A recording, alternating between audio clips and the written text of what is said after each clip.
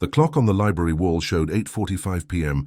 when Linda Carver locked the front door for the night. She stacked the last returned books on the counter, turned off the lights, and stepped outside into the heavy Alabama air. The streets of Montgomery County were quiet, wrapped in the slow rhythm of a summer evening. Linda walked to her blue 1973 Ford Maverick, parked near the curb. She carried her brown purse and a small paper cup of coffee she had picked up from the diner across the street. The sky was fading from orange to deep blue, and only the buzz of insects filled the silence. She placed her bag on the passenger seat, adjusted the mirror, and started the engine. Her drive home usually took 10 minutes. That night, she never arrived. Security footage from the gas station 2 blocks away later showed her car passing at 8:52 p.m. She slowed briefly at the intersection near County Road 47, where streetlights were dim and uneven. A man in a dark jacket was seen walking near the stop sign, but his face was never identified. Witnesses would later tell police they saw her car turn onto a smaller side road leading toward Pine Hollow Creek. After that, no one saw her again. The humidity hung thick as she drove through the tree-lined road. The windshield fogged slightly, and she wiped it clear with her hand. Her coffee cup sat in the holder, steam still curling from the lid. In the passenger seat, her purse remained untouched. She was a mile from home. When Linda's neighbor, Mrs. Coates, looked out her window at 9:30 p.m., she noticed that Linda's porch light was still on. By midnight, it remained that way. The next morning, the light was still burning and her car was not in the driveway. At 7:10 a.m., a farmer driving along Old River Lane noticed something odd. A blue Ford Maverick stood parked neatly by the roadside, half hidden by overgrown grass. The driver's door was open, and the keys were still in the ignition. The engine was cold. Deputy Alan Briggs arrived minutes later. He described the scene as too calm. Inside the car, Linda's purse sat on the seat untouched. Her wallet, license, and keys were still inside. A cup of coffee sat in the holder, its surface film barely disturbed. There were no signs of struggle, no broken glass, no drag marks on the dirt shoulder. Police began searching the nearby woods. They called out her name again and again, but there was no reply, only the echo of their voices fading through the pines. Back at the library, her co-workers gathered, confused and anxious. Linda was known for her punctual habits. She had never missed a morning shift. Her desk calendar still showed the date, June 14th, and her next day schedule was neatly written in blue ink. Open 9:00 a.m., book inventory. By mid-morning, the sheriff's office listed her as a missing person. Flyers went up across Montgomery County. Volunteers combed the surrounding fields and riverbanks. Every hour that passed without news made her disappearance more chilling. Investigators found faint tire marks near the car, possibly from another vehicle. A cigarette butt lay close to the rear wheel. Linda did not smoke. Muddy footprints led toward the ditch, but disappeared after a few feet. Reporters began to arrive, filming the quiet road where her car had been found. The heat rose above the asphalt, blurring the edges of the scene. Officers stood by, silent, their radios crackling with updates that led nowhere. By evening, the search expanded to the nearby creek. Helicopters circled overhead, their blades cutting through the heavy air. Nothing. No torn clothing. No footprints beyond that short trail. Detective Harold Dean, called in from the county office, studied the car for hours. He noted every detail: the unlocked door, the untouched purse, the clean floor mats. Everything looked placed, almost deliberate. As the sun went down, the car was towed to the sheriff's impound lot for examination. The small town of Pine Hollow grew tense. Windows that once stayed open through the night were closed and locked. By the next sunrise, rumors began spreading. Rumors of strangers seen near the library, of cars driving slow along back roads, of someone watching from the trees, but none of them led to Linda Carver. Her car sat silent under the fluorescent lights of the county garage, just as it had been found, orderly, untouched and empty. The cup of coffee still sat in the holder, now cold and lifeless. By sunrise, Linda's car was there, but Linda was gone. Linda Carver was born in 1954 in a quiet Alabama town where most people knew each other by name. Her childhood was simple, ordinary, and steady. Her father worked at a lumber mill, and her mother taught Sunday school at the local church. There was nothing unusual about Linda's early life, nothing that hinted at how her story would end. After high school, she stayed close to home. She never sought attention, never tried to leave for a bigger city. Instead, she found comfort in routine. Books were her escape, and by her early 20s, she was working as a library assistant at the Montgomery County Public Library. Those who knew her said she was rarely late, always organized, and preferred the quiet of the shelves to the noise of the outside world. When her parents passed away within a few years of each other, Linda inherited little more than their small furniture set and an old car. She rented a one-bedroom house 5 blocks from the library. Neighbors remembered her as polite but private. She waved from her porch, watered her garden every morning, and kept her windows neatly curtained. Linda's co-workers described her as reliable and calm. She handled late fees without frustration, helped school children find history books, and spent her lunch breaks reading mystery novels. She avoided gossip and rarely spoke about her personal life. To many, she seemed content with the quiet rhythm of her days. Work, home, church, repeat. On Sundays, she attended service at St. Matthew's Church, always sitting in the same pew near the back. She volunteered for the church's book drive once a year and occasionally joined the women's group for coffee after service. But even there she remained reserved. She listened more than she spoke, smiled softly and left before anyone could ask too many questions. Her friends said she had no serious relationships. She dated briefly once in her early 20s, but it ended quietly. Since then, she focused on her work and her books. Her closest companion was her cousin, Mary Lou Sanders, who lived a few towns away. They spoke on the phone every Sunday evening. The night before Linda vanished, Mary Lou said the conversation was short and ordinary. Linda mentioned a late evening shift and a plan to rest after work. Nothing seemed unusual. Police would later describe her life as stable and uneventful, a phrase that made her disappearance even more confusing. There were no financial troubles, no known conflicts, and no signs of fear or anxiety in the weeks leading up to June 14, 1978. At her home, investigators later found everything in perfect order. The bed was made, dishes washed, and a half-read novel lay open on her nightstand. Nothing suggested that she had planned to leave or meet anyone that night. Her co-workers struggled to imagine any reason for harm. The librarian who shared her shift said Linda had no enemies and rarely argued with anyone. She was simply quiet, predictable, and kind. As detectives built a timeline, they realized they had a victim without a clear motive and a disappearance without an obvious suspect.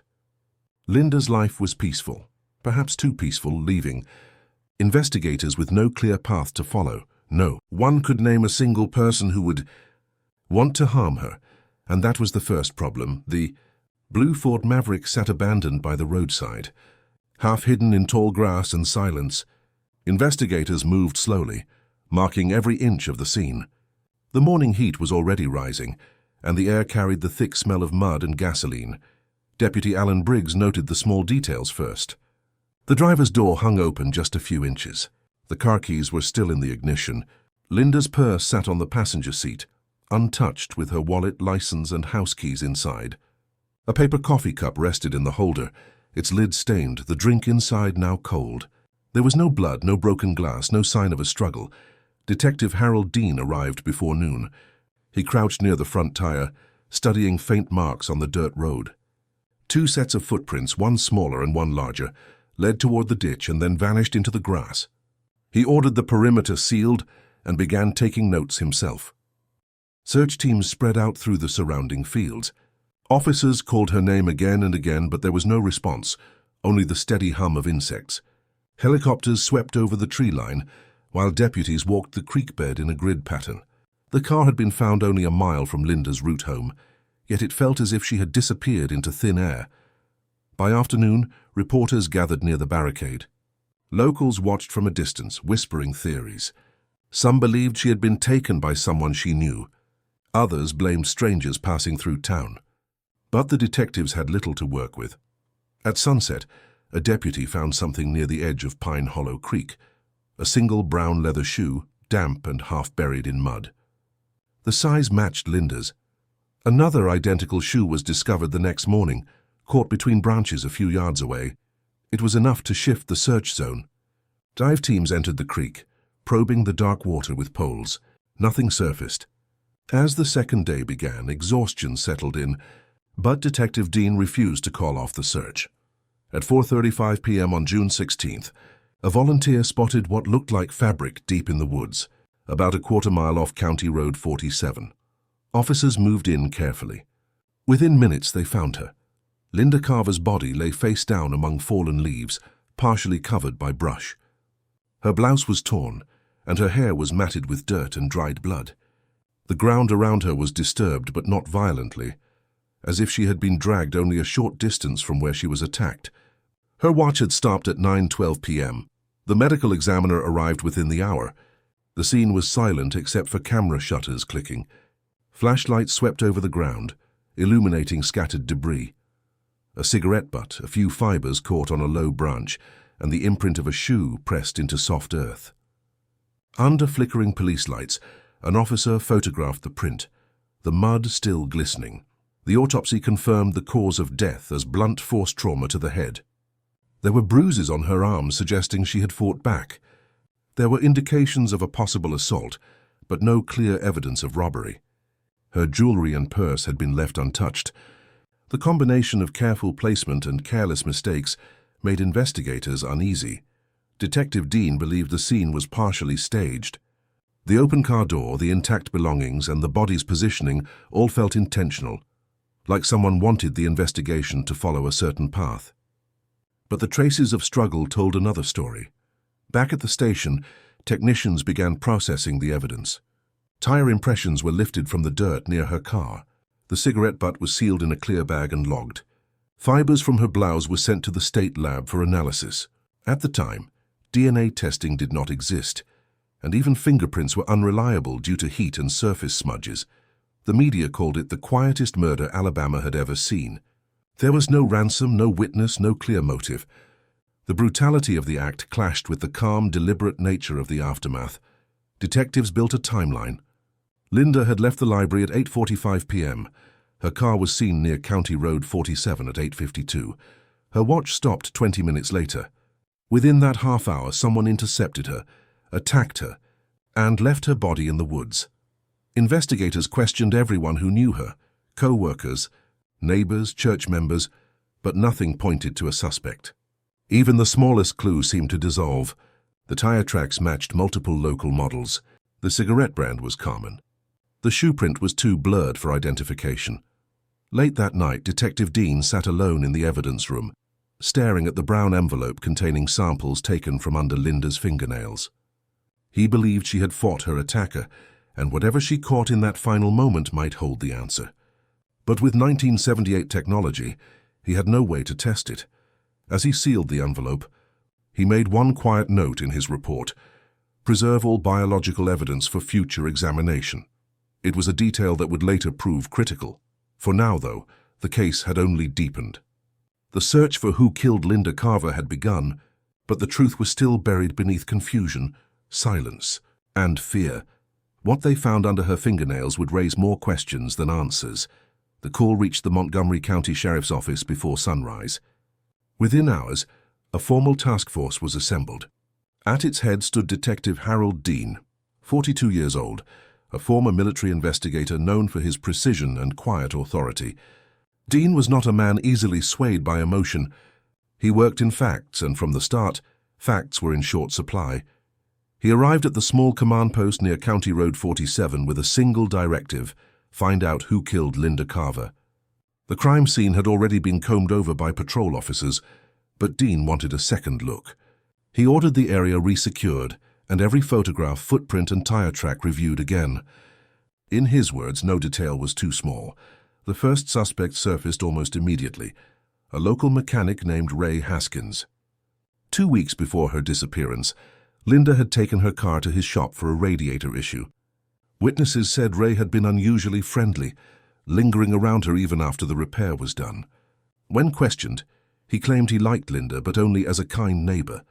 His alibi placed him at a friend's garage the night she vanished.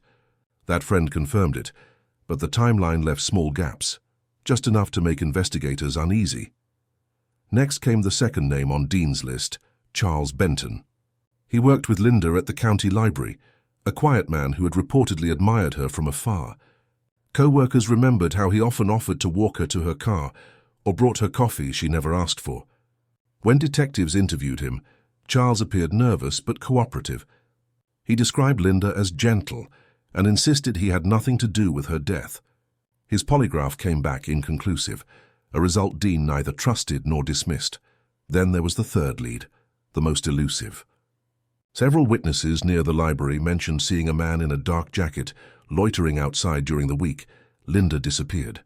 No one knew his name, and his description varied each time. Some said he had a beard, others swore he was clean-shaven. Deputies circulated sketches and set up roadblocks, but no one matching the image ever came forward. For a small Alabama town, the sudden presence of an unknown stranger stirred unease that spread faster than facts. By mid-July, Dean's team had logged over 100 interviews. They searched Linda's house again, looking for anything overlooked. Her bookshelf was still organized by author, her dishes washed and stacked. There were no signs of forced entry, no evidence of a struggle inside. The only irregularity was a small torn piece of cloth caught in the latch of her back door, navy blue, possibly from a jacket sleeve. It was sent for testing, but in 1980, without DNA technology, the results could only reveal fabric type, not identity. Investigators also re-examined the items found near her body: a broken bracelet, a crushed cigarette butt, and a single shoe print pressed deep into the mud. The print was from a common work boot, the kind anyone in town might wear. Tire tracks nearby offered little more. The ground had hardened under the summer heat, distorting the treads.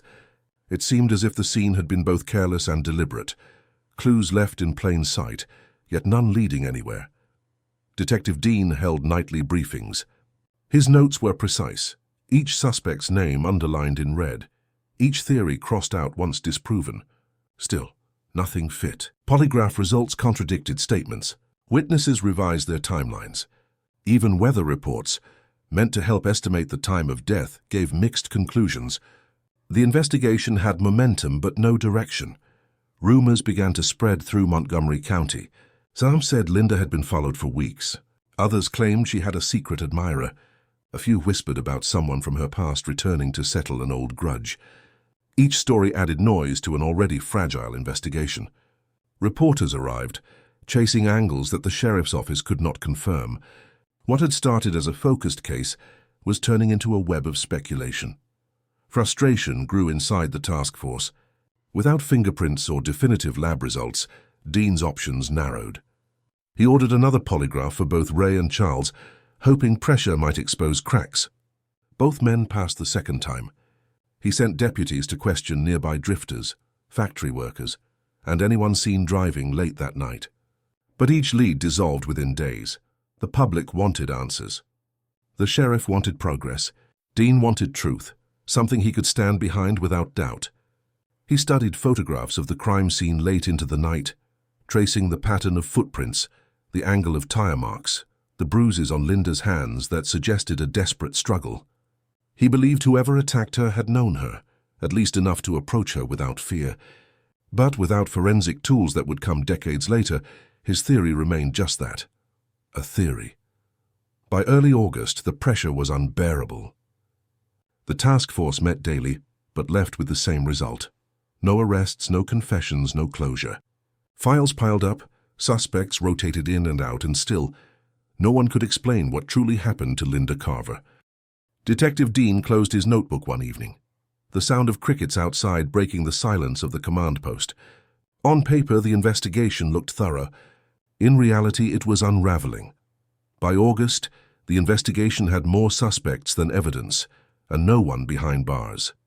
By the time the news reached Pine Hollow, fear had already begun to spread. The discovery of Linda Carver's body changed the town overnight. Pine Hollow, with its 6,000 residents, had always been the kind of place where people left their doors unlocked and waved to neighbors at stoplights. That changed in a single week. Hardware stores sold out of new locks. Parents began escorting their children everywhere, to school, to church, even to the corner store. Women stopped driving alone after dark. Cafes that once stayed open late started closing before sunset. It was not just grief that filled the air. It was suspicion. In a town that had always trusted its own, everyone now looked twice at familiar faces. Conversations grew shorter, eyes lingered longer, and rumors traveled faster than the facts. Some believed the killer was an outsider. Others were certain it was someone from within, someone they might see at the grocery store or sitting 2 pews away in church. At Pine Hollow Baptist, Sunday gatherings turned into safety meetings. The pastor reminded people to pray, but also prepare. Women formed carpool groups to avoid driving alone. The sheriff's deputies visited neighborhoods to hand out leaflets on basic precautions. Lock windows, keep lights on, report anything strange. It felt like an invasion of normal life, and for the first time Pine Hollow began to question its own sense of safety. Television crews arrived from Montgomery and Birmingham. Reporters described Linda as a quiet woman whose death had shaken a quiet town. Her cousin, Mary Lou Sanders, stepped forward to speak for the family. Standing on the courthouse steps, she faced the cameras with steady composure. Her message was simple: someone out there knows what happened. She asked anyone with information to come forward, her voice breaking only once before she turned away from the microphones. The family's grief remained private. No long interviews, no emotional displays. They attended church quietly, avoided speculation, and waited for updates that never seemed to come. Each week the sheriff's office released the same line: "The investigation is ongoing." For most residents, that phrase became a reminder of how little anyone really knew. Soon fear began to settle into routine. Businesses adjusted to earlier hours. People traveled in pairs. Yet underneath the caution there was exhaustion, a quiet fatigue that came from waiting too long for answers. Even ordinary sounds, like a car engine at night or a knock on the door, felt heavier now. Detective Harold Dean and his task force continued to work in silence, but the longer the case dragged on, the more questions replaced facts. Neighbors whispered about suspects, about strange behavior, about the smallest inconsistencies. Each story deepened the divide between what people wanted to believe and what was true. By mid-August, Pine Hollow was no longer the same town. Trust had thinned to a shadow of what it once was. People spoke softly, lived cautiously, and prayed that whoever took Linda's life would not strike again. But beneath the silence, someone in Pine Hollow already knew the truth. The hitchhiker came forward first. He claimed he had seen a woman matching Linda Carver's description the night she vanished, standing near the highway, waving for help. His story spread quickly, filling the town with sudden hope. But when detectives pressed for details, the timeline fell apart. The man had been miles away that night, already in custody for trespassing in another county. His confession was a lie, another desperate bid for attention. It was not the first false lead, and it would not be the last. Within weeks, the task force had interviewed more than 60 people. Every promising clue led nowhere. Tire impressions taken near Linda's abandoned car seemed significant at first. Investigators sent the casts to the state lab, comparing tread marks to dozens of local vehicles, but the results were useless. The pattern was one of the most common in Alabama, a design used on half the pickup trucks in the county. Detective Harold Dean's focus returned to the 3 early suspects. The local mechanic who once fixed Linda's car agreed to take a polygraph. He passed. The co-worker who had shown interest in her had a clear alibi verified by his employer. The unidentified man seen near the library that night was never located, and despite repeated appeals, no one else came forward with information. Frustration began to show in the investigation logs. Handwritten notes turned shorter, more uncertain. Leads were crossed out, pages filled with unanswered questions. Each tip that came in from the public was either impossible to verify or contradicted another. Rumors mixed with facts until even the detectives struggled to tell them apart. By late summer, the Montgomery County Sheriff's Office had exhausted every local angle. Then a new story reached Detective Dean, a traveling salesman in Georgia allegedly boasting in bars about a woman in Alabama. It was thin, but Dean followed it anyway. He drove across state lines, spending 3 days chasing the rumor through motels and rest stops. When he finally found the man, the story collapsed again. The salesman had never been to Montgomery County. His so-called confession was nothing more than drunken talk, repeated second-hand by strangers. Each failure left the team more desperate. Evidence collected from the crime scene, the cigarette butt, the fibers, the footprints, all remained inconclusive. Without modern DNA testing, There was no way to trace the samples to anyone specific. The technology simply did not exist. The sheriff's office kept the public updated for months, but with every press conference, interest faded a little more. The town had returned to cautious normalcy, and the case that once dominated every headline now sat buried beneath newer stories. Detective Dean stayed on it long after others moved to different assignments. He re-interviewed witnesses, rechecked logs, and reviewed evidence late into the night. Each time he reached the same conclusion: they had nothing solid. No motive, no suspect, no breakthrough. By the winter of 1979, even the state investigators had stepped back. The task force was quietly disbanded, and the case file, now several inches thick, was stored away in a metal cabinet marked Open Investigation. The photographs, the maps, and the reports were neatly labeled, but they told the same story. Too many leads, none of them real. The silence that followed was heavy. For the detectives who had spent months chasing every possible answer, it felt like failure. For the people of Pine Hollow, it was simply another reminder that the truth might never come. By the end of 1979, the name Linda Carver had vanished from the headlines, just like she had from that quiet road. The file was sealed in a brown folder and placed on the third shelf of the Montgomery County Evidence Room. It was labeled Carver Linda, 1978 homicide. For years, no one opened it. The paper inside yellowed. The photographs began to fade. Dust gathered along the edges, and the silence grew heavier with every passing season. Detective Harold Dean stayed on the force until 1987. He had carried the case longer than anyone expected, revisiting it during quiet nights, still hoping for a single overlooked clue. But time moved faster than the answers he sought. When he retired, the Linda Carver case went with him, unresolved, unexplained, and almost forgotten. Dean passed away a few years later, never knowing what truly happened on that June night in 1978. His notes, still marked in careful handwriting, were boxed and stored with the others. The next generation of detectives inherited the files, but the case never reopened. Without new evidence, there was nowhere to go. The limitations of the era had already sealed the investigation's fate. There was no DNA testing available in the late 1970s, no national database to cross-check fingerprints, and no digital record system to preserve evidence. Everything relied on memory, handwritten reports, and physical samples that degraded slowly over time. The cigarette butt found near Linda's car remained untested, the fibers sealed in paper envelopes, and the photographs stored in black and white negatives. Each item held potential answers, but in that period none could be unlocked. Through the 1980s and 1990s, new detectives occasionally came across Linda's name in old reports. Most saw it as another unsolved homicide from a different time, a mystery buried beneath decades of newer cases. With limited resources and growing caseloads, no one had the reason or authority to pull it back from the shelf. Families in Pine Hollow still remembered, though quietly. Her cousin, Mary Lou Sanders, kept a clipping from the local paper folded in her Bible. Each year on the anniversary of Linda's disappearance, she visited the same church pew where Linda once sat. But even she stopped calling the sheriff's office after the 10th year. Technology advanced, but the past did not move with it. New systems required digital entries, and the Carver case had none.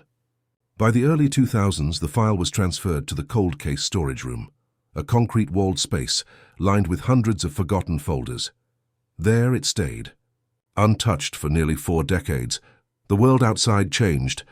Investigative tools became sharper, computers replaced paper, and DNA testing turned into science that could identify a person from a single cell. Yet Linda's case remained locked in time, waiting for someone to notice. And then, one afternoon nearly 40 years after her death, a young technician working through the county's cold archives opened the folder again. She was not looking for anything special, just verifying records for digitization. But as she sifted through the evidence photos, her eyes caught a detail no one had documented before, until one technician, nearly 40 years later, noticed something no one else had. The fluorescent hum of the cold case lab filled the silence as Detective Rachel Price leaned over a box labeled Carver, Linda, 1978. Inside were sealed evidence envelopes, brittle with age, their ink fading into the paper. For nearly 40 years, no one had opened them. Now they were being prepared for digital cataloging, part of a statewide initiative to preserve unsolved case files before time erased them completely. Price was methodical. Every item was photographed, tagged and logged, the scent of aged paper and dust mixed with the sterile tang of disinfectant. It was routine work, tedious, procedural, but when she reached the sealed envelope marked biological sample, fingernail scrapings, something in her paused. The seal was intact. The chain of custody was clear. This could be tested. By 2016, forensic technology had changed the entire landscape of investigation. Where once detectives relied on fingerprints and witness statements, DNA now carried the truth in microscopic threads. Price filled out the transfer forms and sent the sample to the state forensic lab, uncertain if anything viable remained after so many decades. Weeks passed. Most cold case samples returned inconclusive results, degraded, contaminated, or too small to test. But one morning, under the sterile blue light of her office, an email notification appeared. Partial male profile detected. Sample 78 Carver. It was not a full DNA profile, but it was enough. Price stared at the lab report, her heart steady but her mind racing. For the first time since 1978, Linda Carver's case had a pulse. She authorized a CODIS submission, the Combined DNA Index System. It was standard procedure now, a routine database check. Still, Price knew better than to hope. Thousands of profiles were entered every year. Few matched anything. Months slipped by. Other cases filled her days. But in early 2018, another message arrived, short, official, and chilling. CODIS match found. Profile linked to McCaffrey, Earl Buddy. Rachel Price read the name twice as if the second look might change it. Earl Buddy McCaffrey, age 67, residing in northern Alabama. Retired factory worker. No prior violent convictions. The digital file showed a face lined with years, gray hair thinning, a life that had moved on while another had ended in silence. Price printed the report and stared at the paper under the cold lab light. It was a quiet shock, the kind that seeps in slowly, rearranging everything. After decades of silence, the case was alive again. She dug through archived employment records, pulling old microfilm reels from storage. Back then, the system was paper and ink, nothing searchable, nothing fast. But as the reels flickered across the reader's glass, one entry stopped her. Earl McCaffrey, Janitorial Services, County Maintenance Department, 1977-1979. That department handled several buildings downtown. One of them was the city library, where Linda Carver had last been seen. Price sat back in her chair, the weight of it settling in. The connection was small but undeniable. A janitor working in the same building, during the same months.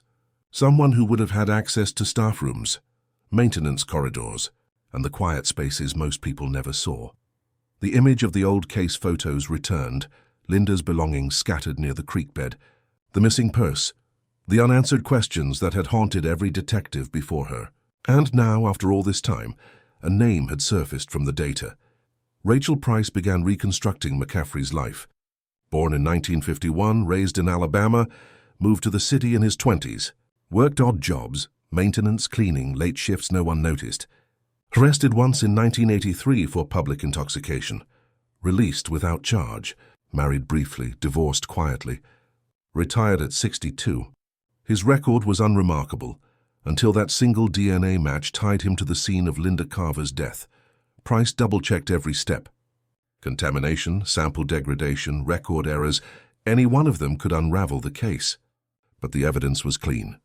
The sample had been properly sealed since 1978, chain of custody unbroken. The results were legitimate. She requested a retest from an independent lab. 2 months later, the confirmation arrived. Same profile. Same match. By then, the story had begun to spread quietly within the department.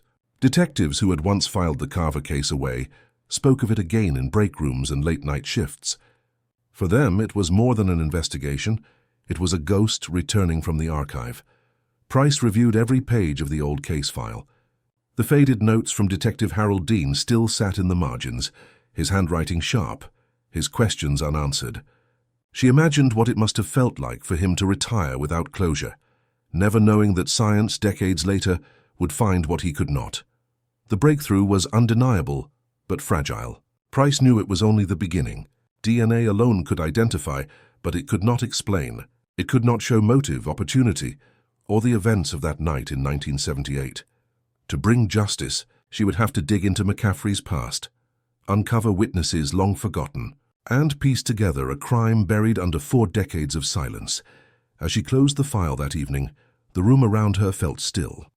The hum of the lights, the faint tap of computer keys from the next office, all of it seemed distant.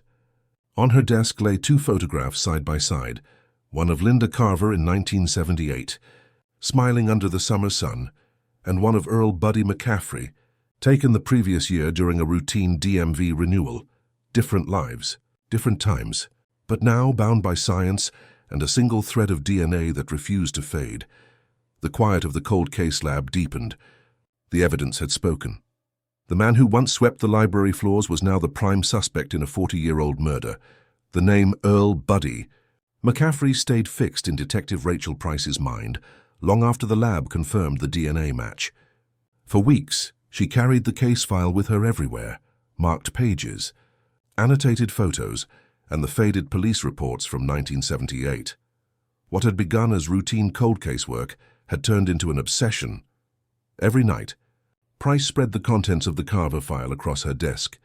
Scene photos, maps, evidence logs, all arranged in the same precise order.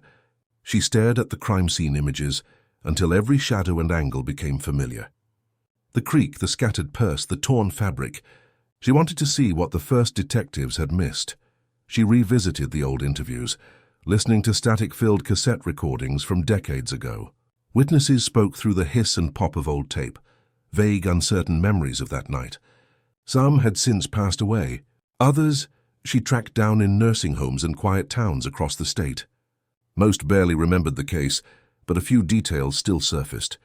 One man recalled seeing a janitor arguing with a young woman outside the library in the summer of 1978. He never reported it back then. He said it seemed unimportant. That man's description fit McCaffrey's work schedule. Rachel compared his employment records against the case timeline.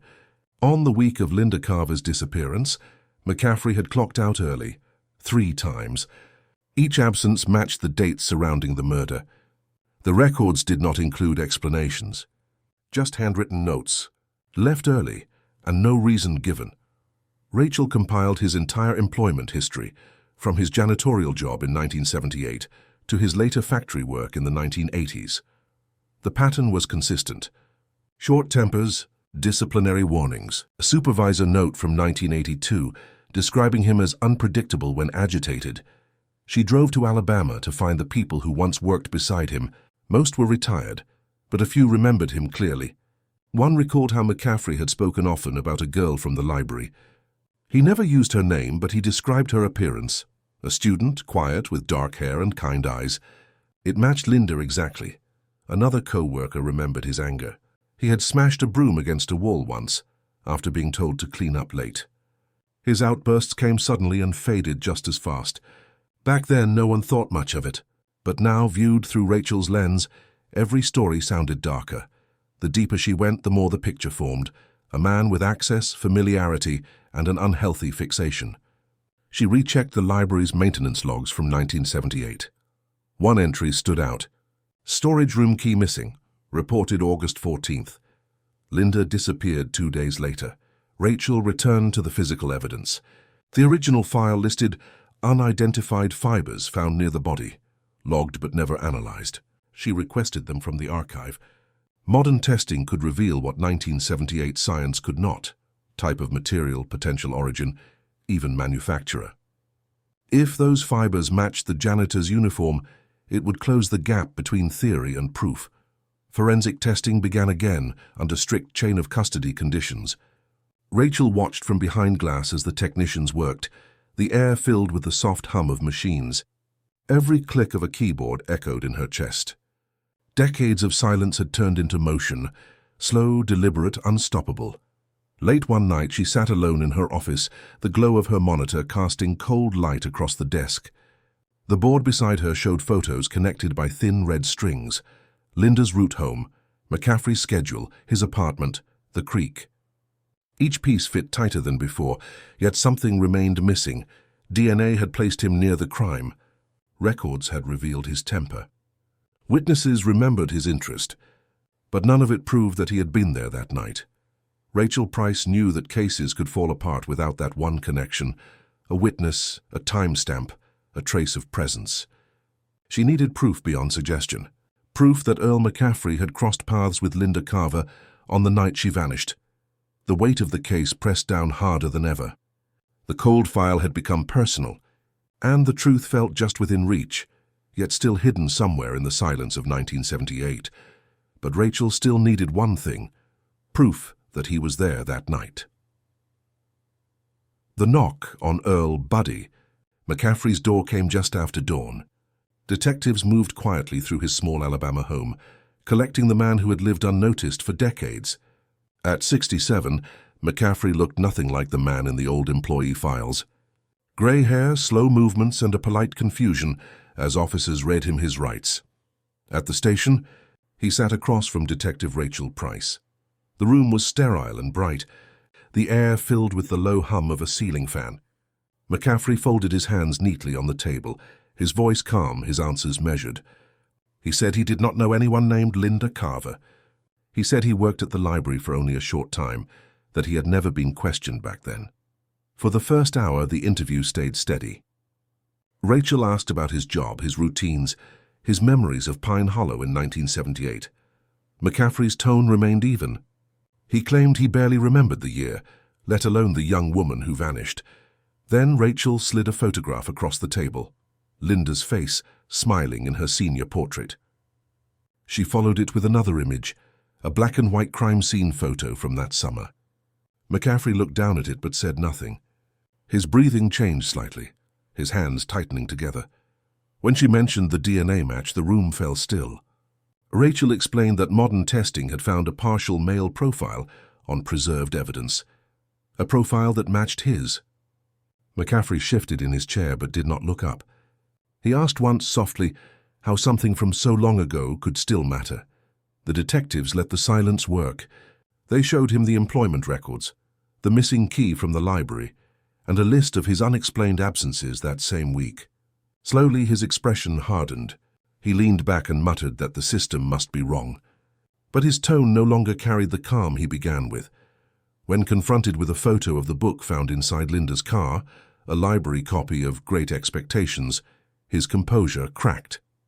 Investigators had recovered his fingerprints on the book's cover, preserved since 1978. He stared at it for a long moment, then whispered that he remembered checking it back in. He said Linda must have borrowed it that day. The questioning resumed.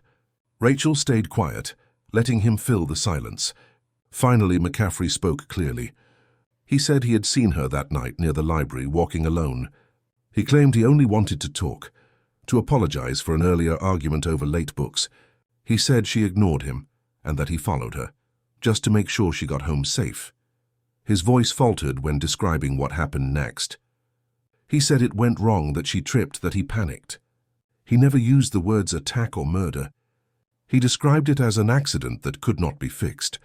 When detectives asked what he did afterward, he said he left her there and walked home. Each statement was recorded, time-stamped, and witnessed. The detectives did not push for emotion or apology. They only wanted sequence and fact. His story matched key details from the scene: the route she took, the position of her belongings, and the fabric torn from her blouse. Over 2 days, investigators reviewed every word. Forensic analysts confirmed that the DNA profile, though partial, matched McCaffrey's unique genetic markers. The fingerprint match on the library book was indisputable. His alibi from 1978, once vague, was now fully disproven. In later sessions, McCaffrey tried to minimize what happened. He said he never meant harm, that it just happened fast. He said he thought about confessing years later, but convinced himself no one would remember. His tone alternated between frustration and resignation, like a man watching his own past unfold in front of him. Detectives asked one final question: why he followed her that night. McCaffrey looked down, eyes fixed on the table. For a moment he said nothing. Then, in a quiet voice, he answered that she was kind to him. Too kind. He said people laughed at him in town, but she smiled. He said he only wanted to see her one more time. No one in the room spoke after that. The sound of the recording device filled the silence, a faint mechanical whir, steady and cold. Every detail, every file, every unanswered question from 40 years earlier had led to this small, silent moment. The case that had haunted Pine Hollow was no longer unsolved. When he spoke his final words, even the detectives fell silent. The arrest warrant was signed before sunrise. By noon, Earl Buddy McCaffrey was in handcuffs outside his small house in northern Alabama. Neighbors watched from porches as quiet disbelief spread down the street. For decades, he had been the man who waved at everyone, fixed his fence, and kept to himself. Now officers were escorting him to a waiting patrol car, accused of killing a woman nearly 40 years earlier. At the Montgomery County Sheriff's Office, news traveled fast. Reporters filled the lobby, holding old photographs of Linda Carver. Some had covered her disappearance as young interns in the late 1970s. Now with gray hair and digital recorders, they watched the story come full circle. Detective Rachel Price stood behind the glass as McCaffrey was processed. His mugshot, taken under harsh fluorescent lights, showed no trace of the young janitor he once was. The case file that began on yellowed typewriter pages now existed on digital screens. The gap between eras had closed. When the arrest became public, Alabama's small towns buzzed with shock. Local radio stations replayed the announcement. People who had once worked with McCaffrey at the factory called in, swearing they never suspected a thing. One man said he remembered McCaffrey as quiet, polite, almost invisible. Another recalled a temper, a short fuse hidden beneath that quietness. The voices varied, but the disbelief was the same. For the Carver family, the news came in fragments, a voicemail, a headline, a trembling phone call. Linda's cousin, Mary Lou Sanders, who had once begged for answers on television, was now 71. She gathered her family at the courthouse, traveling from 3 different states to be there. It was the first time they had stood together in decades. Inside the courtroom, the atmosphere was restrained but heavy. McCaffrey appeared frail, dressed in a plain orange jumpsuit. He spoke softly, answering only direct questions from the judge. When the charge was read, second-degree murder, he stared down at the table. His attorney announced that McCaffrey would plead guilty. There was no trial, no cross-examination, no search for motive left to uncover. The confession, the evidence, and the DNA were enough. Detective Price sat quietly in the back row. She had not expected the case to end this way, without confrontation, without denial. Years of searching had led to a single quiet plea that closed a file older than her own career. When the sentence was delivered, life in prison without parole, there was no outburst and no applause. Just the sound of chairs shifting as the room slowly emptied. Justice had arrived, but it felt muted, distant, almost unreal. Outside the courthouse, reporters surrounded the Carver family. Mary Lou spoke briefly, her voice steady but tired. She said Linda could finally rest. She thanked the detectives who refused to let the case fade into dust. Then she turned and walked away. For investigators, the moment marked more than a solved case. It was a bridge between eras, from 1978 patrol cars with rotary radios to 2018 digital forensics and DNA sequencing. What began as a grainy photograph on a corkboard ended with a precise genetic match in a modern database. Time had not erased the evidence. It had preserved it long enough for technology to catch up. In the days that followed, old newspaper clippings resurfaced online. Younger residents of Pine Hollow searched Linda's name for the first time. For them, the story was history. For those who lived through it, it was closure that came 40 years too late. McCaffrey was transferred to a state correctional facility 2 weeks later. His file was marked closed, convicted. Detective Price signed the final paperwork, placed the folder on a shelf, and turned off the light in her office. Justice, 40 years late, arrived without warning. The library stands empty now. Its windows are clouded with dust, and the shelves inside are bare. The same walls that once echoed with Linda Carver's voice now hold only silence. Outside, weeds push through cracked pavement, swallowing what remains of a place that was once a part of small-town life. The camera moves down the forgotten road where her car was found. Time has erased the tire marks, but the shape of that moment still lingers. Locals pass it every day, unaware of what happened there, of how one night in 1978 turned a quiet town into a ghost of its own past. For decades, Pine Hollow lived under that shadow. People grew older, stories faded, and the case file sat buried beneath newer tragedies. The rumor of Linda's disappearance became a cautionary tale told to children who never knew her name. Yet somewhere inside a dusty evidence box, the truth waited. When detectives reopened the case, it was not time that revealed what happened. It was persistence.